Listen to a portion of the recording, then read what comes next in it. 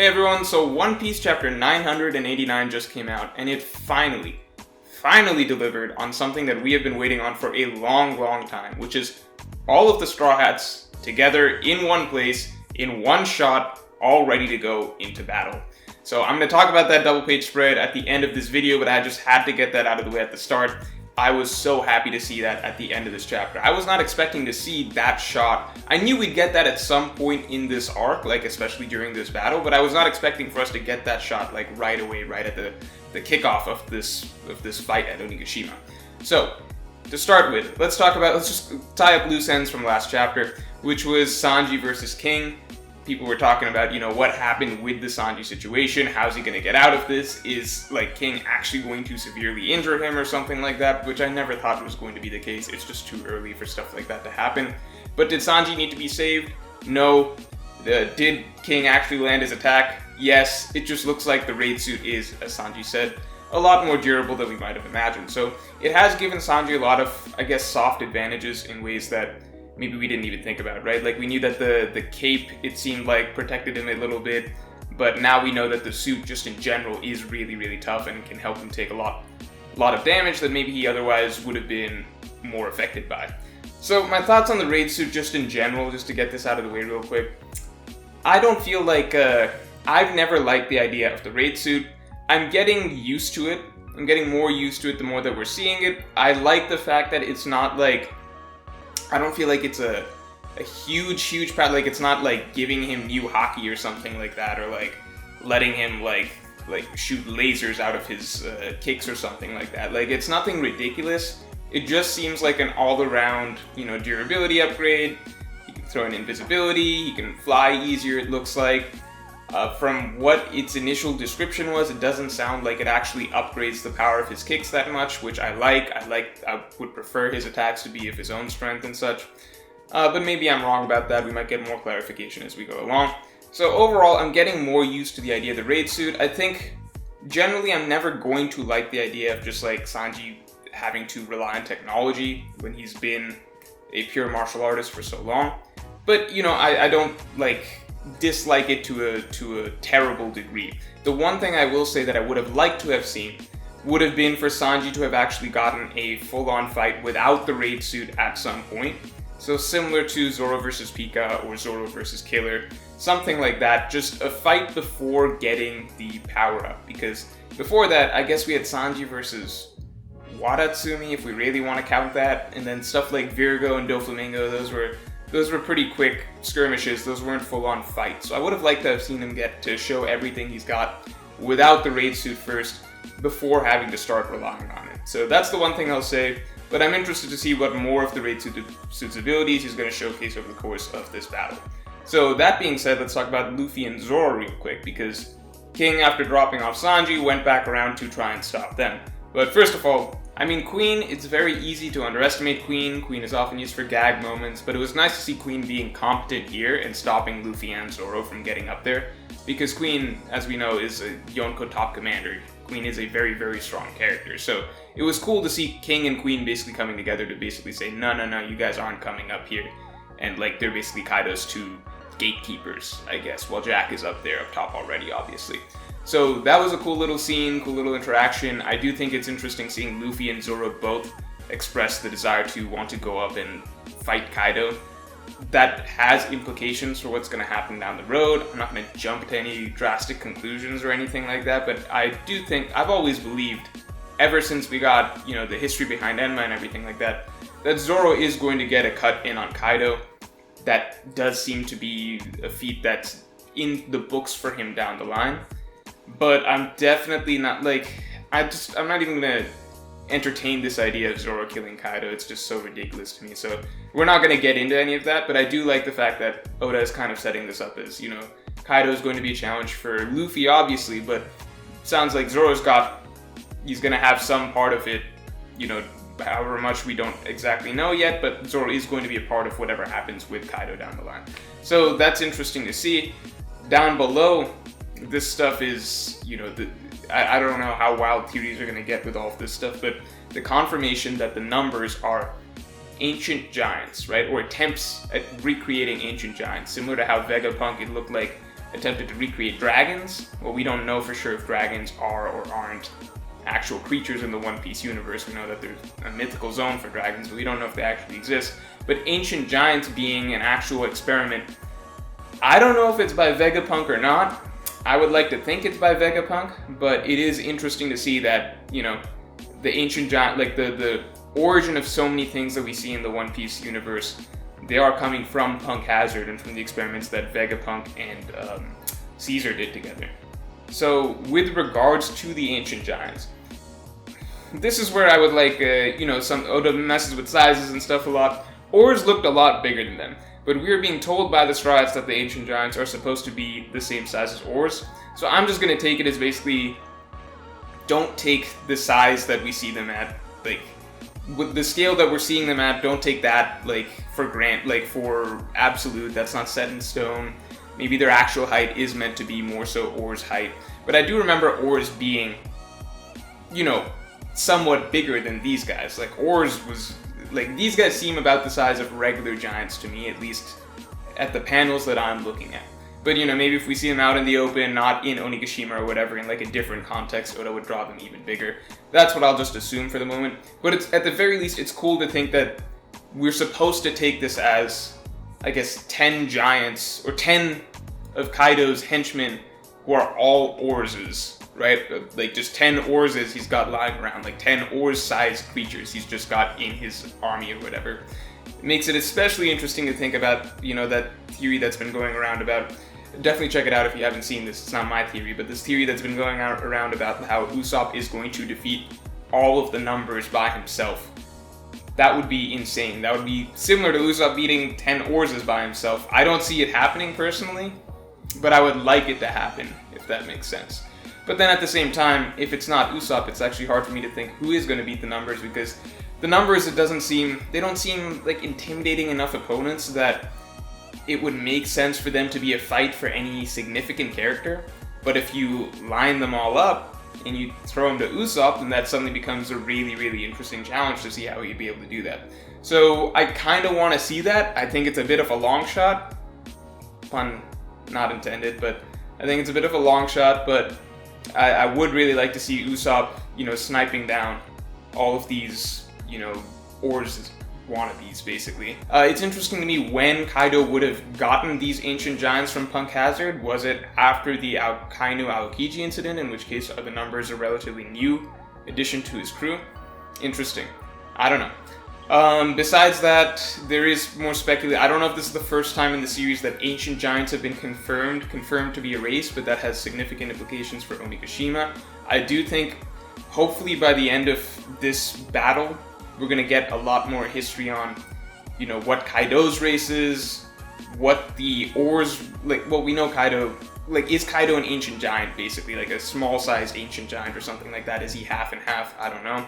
Hopefully we get some confirmations about, like, Kaido's race, the ancient giants in general, how Onigashima ties into that, because that quote by Marco was pretty mysterious. I think ever since Marco dropped that quote about, oh, Onigashima, that's what they're calling it now. I think ever since he dropped that quote, Onigashima has officially been filed under those One Piece mysteries that I think we can, like, expect to be answered at some point down the line, right? Because for a long time, like, you know, Oars the Continent Puller, whatever race that was, I was like, maybe Oda has some lore in mind there that it's just never going to come out in the story because it's not very relevant. But now I do think that stuff is going to start to come out. Okay, beyond that, we've got the Big Mom stuff, or the Frankie, Brooke, Robin, Jinbei stuff, if you like. I did not like this part of the chapter that much, generally just because everybody has sort of a different view of how Big Mom should be treated, I suppose. I mean, should be treated. It's obvious it's Oda's character, he can treat her however he wants. But all I'll say is that it frustrates me a little bit at moments when, like, I'm fine with Big Mom being used for gags and stuff like that. She can be a really funny character in certain situations, right? And I thought that was, I might have said this in past videos, but I thought that was done perfectly throughout Whole Cake Island, where she was able to be extremely threatening and extremely funny in different situations, right? For me, what frustrates me is not, like, it wasn't the car hitting Big Mom. I didn't care about that much. I thought it was just like, oh, quick gag moment, not a big deal. For me, it's moments when it looks like Big Mom is actually trying to get serious and she's actually trying, and then she gets flipped for a gag instead, right? so moments where it's like, okay, now Yonko Big Mom is going to come out, and now it is going to be like, let's see her get serious and let's see her get mad, and it feels like she is actually trying, and then it's just her getting kind of tossed around again by, you know, Jinbei and Robin. That's a little just frustrating to see, because it's like, sure, maybe Oda wants to start portraying her more comically from here on out. Maybe Big Mom is not even going to be a main villain for the story from here on out. Maybe she's just going to become an ally or something like that. I don't know. Although I personally have my own thoughts on that route. But the fact is that what she was in Whole Cake Island and what she is now feels very different. And at this point, it's getting towards basically, okay, is she just basically a Buggy-style villain? And there's nothing wrong with that, if not for the fact that it felt like she could have been so much more during Whole Cake Island. It feels like a regression in terms of the what she brought to the story in Whole Cake Island versus what it is now, if that makes sense. Like, if she was being written in this style from the start, that's one thing. But when you go back through Whole Cake Island and read that and see how it felt reading Big Mom and what an amazing villain she felt like during that arc, and then compare that to now, that's what's frustrating, basically. If that doesn't make sense, or if I get a lot of comments about this, I might make a video explaining my thoughts more in detail, because I'm sure I am going to get some backlash over that thought. But that's basically how it feels to me. Now, the chapter, of course, ended with the entire Straw Hat crew finally lined up together, so it's actually a good thing that Luffy and Zoro didn't make their way up to Kaido just yet. I really love this panel. It reminds me so much of that Fishman Island panel that we got, which was, I guess, the first tip-off that we should have gotten that Jinbei is going to be joining the crew, because, you know, Jinbei was part of that initial spread back in Fishman Island at the Yoncourt Plaza situation, right? So I went back and looked at that panel, I went back and looked at this panel, and it's just crazy to me that it's been over 300, it's getting towards 400 chapters since that first time that all of these Straw Hats were together like this heading into battle, and right now. Of course, they have been reunited since. We got that panel with all of them hugging Jinbei and everything like that when he joined the crew. I like that, of course, but it's just a different feel when you've got the whole lineup basically assembled, right? It's felt so long since they've all been in the same spot and been in the same spot ready to go into a conflict. So it was just cool seeing them all on display here. I am very excited for the rest of this Onigashima battle playing out. But what I'm going to say, though, is that I don't think that this is, you know, their big heroic moment just yet, because of something that Hyogoro said earlier in this chapter, which was, I just don't feel like we're going to lose here. Anybody who's been following my channel for a long period of time knows that I strongly believe that they are going to lose here. To me, I mean, you can take the Hyogoro thing either way, I suppose. Maybe it's just like, you know, we've got a full head of steam. This is the moment. It's clearly it. Like, everything's going our way. Like, we're just gonna be steamrolling these guys from here on out. Like, this is basically what it's all come down to, and we're pulling the plan off, right? Like, that's, you could take it as that at face value, that like this is Oda letting the readers know that like the ass kicking is basically about to start, right? Or you could take Hyogoro's comment as a setup, right? A setup for failure, right? Like, what do you say when you're about to have the protagonists get a reality check or taste of defeat or whatever you want to call it? You have them go in with some level of confidence. Having all of this happen, and it has felt like the Straw Hats have been kind of steamrolling these guys ever since, you know, the Scabbards started by stabbing Kaido. Ever since then, it has felt like the Straw Hats have been just kind of jumping into the fray of things and basically getting the advantage very quickly. For Hyogoro to just be saying, it looks like we're not going to lose here, it looks like this is our win, it feels a little premature, especially when they haven't really gone through much struggle whatsoever this arc yet, right? I'm talking about the main crew, the protagonists, right? They have basically just been getting win after win after win after win throughout this arc, and they've pulled off their plan and caught the Kaido and Beast Pirates and Big Mom Alliance by surprise, right?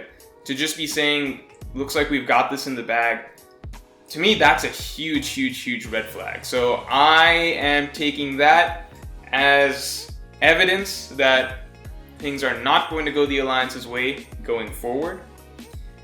But I could also be reading way too much into it, and it could just be, you know, something we should take at face value. That Oda is telling us that, you know, this is the end of the line basically for the Beast Pirates, and that the Straw Hats are basically going to be taking them out right here. It's hard to say.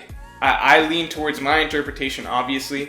I will say, though, that I would be very disappointed if this is kind of the end of the line, just because I like seeing all of the Straw Hats lined up and everything like that. Yes, it was exciting to see them all lined up because I haven't seen them like that in so long, and it kind of just threw me for a loop how long it actually has been. And it was a good feeling to just get that double page spread of them that we've been waiting on for so long. But at the same time, looking at that and seeing Hyogoro's comments, it made me think about it a little bit, and I've realized that there hasn't really been a storyline for them this arc. It doesn't feel like they've gone through that much this arc, largely because the focus wasn't on the Straw Hats for most of Wano's Act 2. You could say Luffy and Zoro to a degree, but again, it wasn't. It never felt like the Straw Hats storyline was really what was carrying the plot of Wano Act 2 to, you know, any sort of real degree, at least compared to something like a Water 7 and any Slavi, an Alabasta, an Arlong Park, stuff like that. So to me, I'm just looking at this and I don't feel as much dramatic momentum going into this final fight, if this is the final fight, because I don't feel like the protagonists that I'm about to watch, you know, as the main players in this fight, I don't feel like they've gone through that much this arc. I feel like, especially with the last couple chapters, it's been very easy going for them. They've kind of just been dropped into this situation where it looks like they're going to win, and I don't think that they've had much of a storyline for themselves up till this point. So I do think a victory here would feel kind of hollow, at least to me. I would like a stronger plotline for the protagonists before they ultimately get to that point. But at the same time, you know, I do think that we could very well be set up for that, because I'm just not personally taking Hyogoro's statement at face value. I do think that this could be a very big reality check that's about to happen, in which case there is a lot of room to focus on the protagonists and get a stronger storyline for them going into what I believe will be a larger final battle down the line. So that's all for this video. If you enjoyed, then definitely like, comment, and subscribe.